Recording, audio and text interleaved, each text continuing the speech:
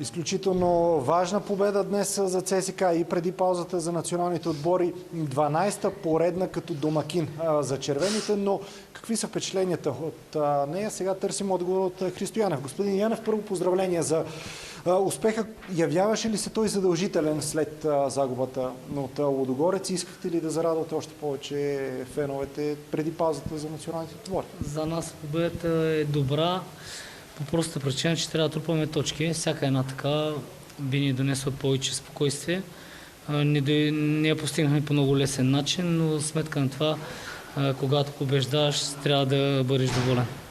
Изненада ли ви с нещо отбора на Добруджа, защото доста трябваше да почакате и от към голови положения преди да откриете резултата? Много добре подреден отбор в защита, компактни, събрани, агресивни в единоборствата, възползват се от всяка възможност да контратакуват.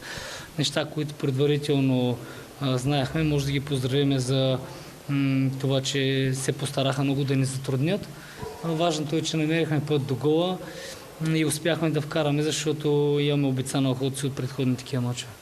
Направихте 2 смени в началото на второто по време. Означаваше ли това, че не сте доволни от начина, по който отбора играе, или пък чисто тактически търсехте как да разрешите този ребус на Добруджа? Вижте, трябва да разберете нещо.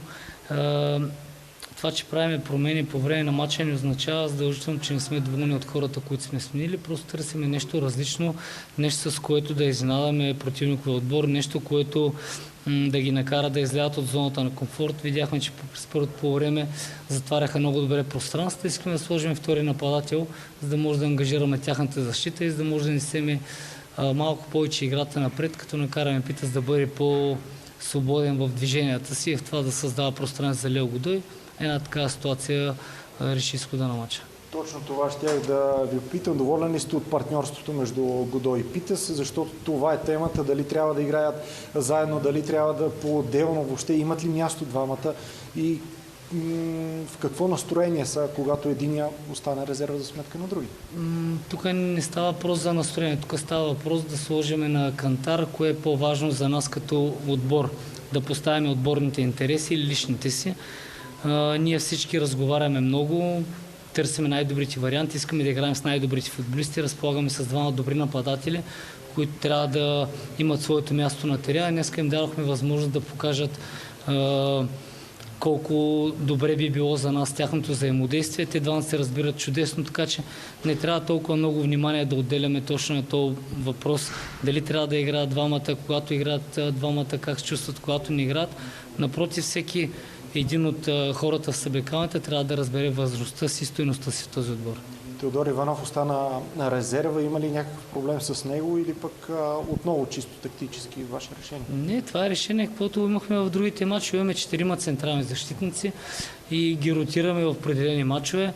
До сега Теди игра във всички матчове от старта на сезона, така че не виждам нещо, кое знае колко фатално или нещо, кое знае колко притеснително.